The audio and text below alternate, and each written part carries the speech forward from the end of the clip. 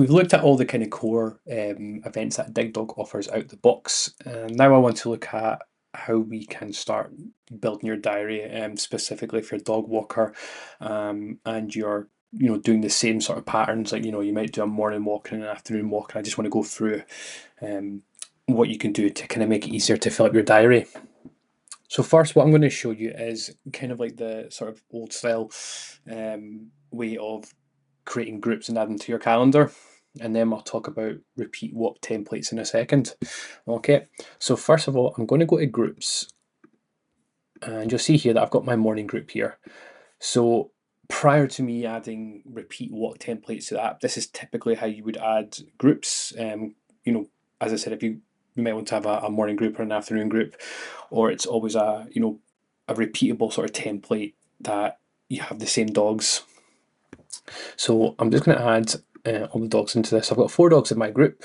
Again, this doesn't map to your calendar. This is more like a template that you would then add to your diary, if that makes sense, but we'll go through it in a second.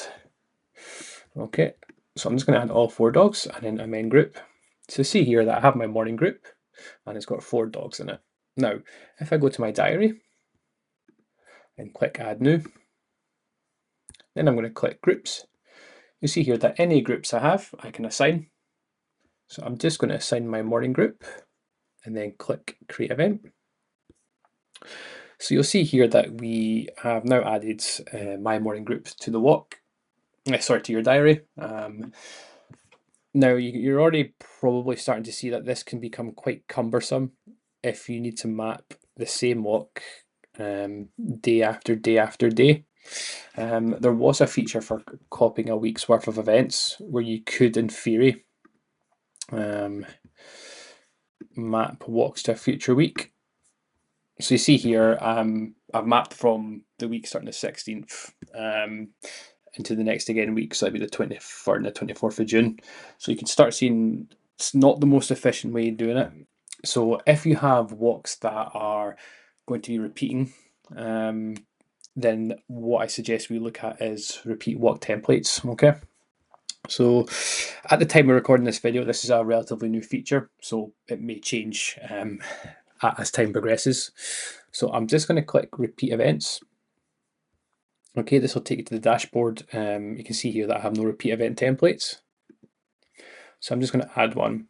Now there's a lot of information at the top left of the screen here that kind of talks you through how this works. So basically, when you make this, it will map the first 14 days, and then it will constantly top up on a daily basis and generate repeat events in your calendar. Okay, so I'm just going to call this Afternoon Madness. I'm going to start this on, let's just say, the 16th of June. That's where we started our group walks. Now, this is quite important. Days that the event will repeat. Now I'm going to do this. I always walk afternoons, so I'm going to say Monday, Tuesday, Wednesday, Thursday, and Friday. And then I'm going to assign my clients. Okay, so you've probably seen the UI there. There's an option for excluding days.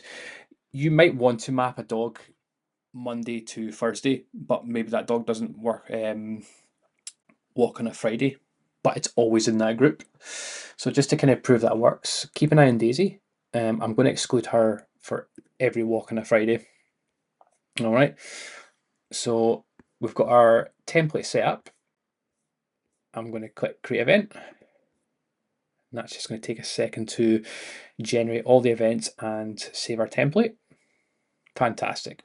So you see here that in Afternoon Madness, we've got 4 dogs every Monday, Tuesday, Wednesday, and Thursday and Friday at 10 o'clock. Now, if I go back to my diary, you'll see here that now the diary is starting to get busy, which is fantastic. That's what you want. You want a busy diary. I've mapped out Afternoon Madness. So the first 14 walks have been generated, as you can see. Now, remember we spoke about Daisy being excluded on a Friday. So if I click on a Friday, you'll see here that the walk has been created and Daisy has been excluded, which is what we want. So this gives you really powerful flexibility. You're able to generate walks that will repeat and generate walks on a daily basis, so you don't have to. And you'll already see how much better that was and how we added groups to our diary. You'll see events that are templates at the moment because they're slightly faded. You'll see here that's got repeat event in the UI as well. And again, that's the same for the mobile app. You'll see here that we've got repeat event underneath. And as I say, every morning, what happens is a task will generate and it will create all the new events for you. So you'll continually be able to generate events without even needing to add them to your diary. So I mean, this would be handy for me when I was a dog walker because typically I would do a morning walk and an afternoon walk, and I'd have set dogs and set days. So, whilst the repeat event is, I wouldn't say it's truly a repeat event, but it's kind of a hybrid. It will repeat and it will generate new walks for you until you tell it to stop. But also, it gives you the flexibility to go in. Once a walk has been created, it's completely detached from the repeat event. So if I go into this walk on the 15th of June and just choose to remove it, it absolutely doesn't affect the repeat events or any other event. It is completely detached. So that just shows you how powerful it is. Now, when you make changes to your repeat event, so you'll see here that the 22nd of June is the last date that I've made an actual event for. So what I'm going to go in and do, and you'll see here on the 23rd, I've got 4 dogs. So I'm going to go back to repeat events. And what we're going to do is we're just going to remove Shiloh and Max and just hit update. And we'll just give that a second to save.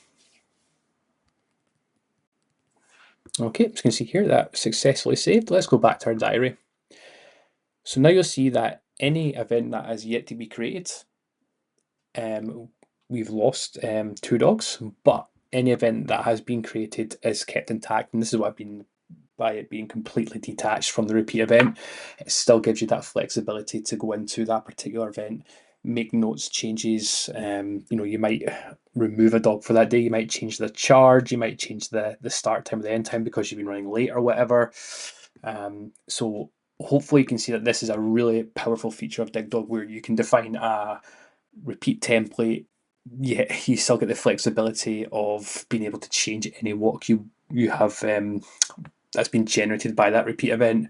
So a very, very powerful feature that in a future video, I'm going to talk about how you can even use repeat walk templates and automated invoicing. So that will be a very, very powerful feature that we'll look at in a future video. So we've looked at how we add groups and we have looked at how we use repeat events. In the next video, we're going to look at how we use services with DiggDawg.